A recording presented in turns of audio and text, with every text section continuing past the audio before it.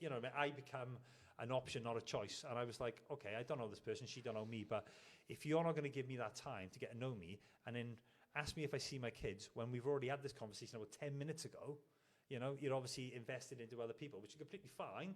So it's easier then for me to block. So I just stepped away from it again. I thought, I can't be bothered.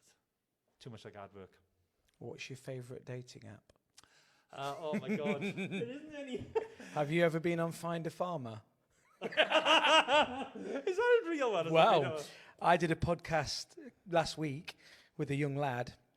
He'd recently gone through a breakup. Not so recently, but he's gone deep into these websites.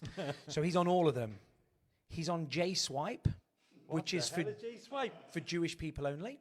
Oh, right, okay. Because he quite likes the look of Jewish women. He's not Jewish. Right, okay. He's also gone on Find a Farmer, you can either be the farmer or a farmer. Yeah. And he's gone on there pretending to be a farmer. And he's not a farmer. He's a tennis coach. So here's the farming dating website. Find a love match. Here we go. Oh, my God. Wow. So this lad's sitting there because I went through my divorce and split up, and that all came before COVID, just before COVID. Yeah. So I had that entire COVID period. Only 50% of the time did I have my girls. Yeah. So I'd got 50% of the time where I had nothing to do except scroll through Tinder. Yeah. And it was amazing. But then it wasn't. Yeah. Because I had a serious relationship at 17. Yeah. To about 19, early 20. And then at 22, I met my wife. Yeah. And I was married until I was 42. Yeah, you met young like me with a girl's mother then, yeah. So all of that stuff passed me by. I've never been to Amsterdam. I've never been to Thailand. I've never been on a dating website. Nothing. Yeah. All of a sudden, it's like the Argos catalogue. Yeah. It is woman after woman after woman after woman after woman. And then you download Plenty of Fish, and then you download Hinge, and then you download what's it called? Bumble. Yeah.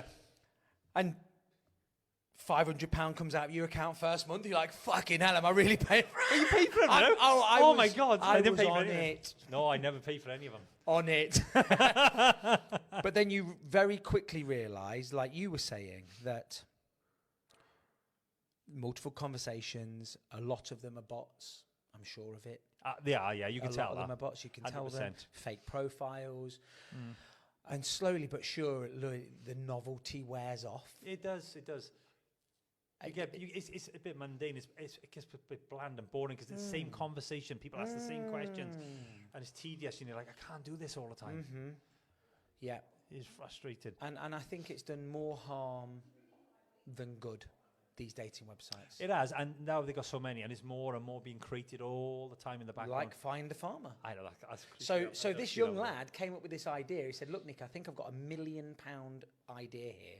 So don't steal it." He says, "I want to create a dating app that's called Doggy Style." Oh my God. It's not what you think. Come on. So he said, "Your profile picture has to be you and your dog. Yeah. And your first date has to be a dog walk. Right. So you have to." And that's your profile. And I thought, well, I don't know if it's $1 million idea, but it's not a bad idea. Yeah. And then young Ben, they've already made it. It's already a thing. Wow. But instead of you and your thing, it's just your dog. Yeah. So you'll know if it's a male or a female human behind it, and you swipe right or left based on their dog. Yeah. Oh, God. Could you imagine that? I mean, they do say that most people look like their dog. Well, because let's be honest, they don't look like they picture, because it's all bloody catfishing, isn't it? How many times you had that? I've had it loads. You turn up to a date, and you're looking around, you go, where are they? And they sat in front of you, and you're like, don't look like your picture.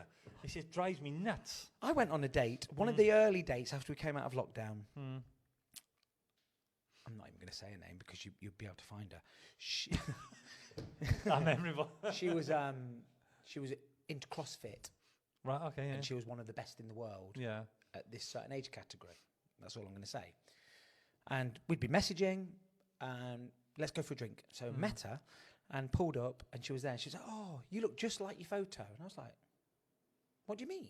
Yeah. Of course I do. That's me. Yeah. She's like, "Oh, you've not been on any dates before, have you, of this?" I was like, "No." She was like, "Yeah, nobody looks like what they really look like." No. And by the way, I'm not years old. Years old. She was 10 years older than what she'd put on the profile. Oh my God. No, she didn't look horrendous. No. She was nice looking. She was a nice woman. But that was a red flag for me. It was like, you look like your photo. I'm like, what do you mean? I know, and it is a red flag, because I always say that women that feel the need to put filter photos, they haven't healed from their past relationships or their traumas, and they still hold in all that inside, because if they were confident enough and they learned to love themselves again, they put a normal picture. I have filters for fun, I get that, but on a dating app, you've got to put who you look like, because otherwise, when a man then, because a lot of men will just be ruthless with us, sorry, you're ugly, you don't look like your picture. Some men will be that cruel. I wouldn't say that. But, you know, it hurts them even more then. So those insecurities they're harboring from another person, it makes it even worse for them. But it is shocking. I think what a lot of people do on there is they don't have any intentions of actually meeting. No, they just want but they like the conversation. So if they've put a beautifully crafted image which is using filters and the right lighting, they're going to get much more attention in the way of these conversations and these, you know, compliments from men. I've got a horror story, actually. I'll tell you this one in a minute. But they've got no intentions of meeting them, because if they have got intentions of meeting them, you're going to turn up, you're going to be like, hang on a second, this is not you. Yeah. And I can remember turning up. So been messaging this young lady. She was late 30s, mid to late 30s. I was like 41, 42. Looked petite, brown hair, nice glasses, my kind of look. Lovely girl. Had a phone conversation with her. It's like, do you want to go for a walk? Yeah, let's go for a walk. So we decided to meet at this place. It was like a country park, and it was after COVID, nothing was really open, but you could get a coffee. And I pull up, and I look in the car next to me, or wherever it was, and I'm like, she looks a bit like the woman I've been talking to, but I reckon that might be her mum. Out she gets. She's like 6'2". Wow. Okay. She looks at least 15 years older than the profile picture. Yeah. And slightly overweight, should we say. Yeah. And I'm like, fuck, what am I doing? Yeah. So we've gone for this walk and this and that and the other. And look, I'm a nice enough guy. Yeah. I was nice and bought her You a carried the coffee. date through. I did. And then at the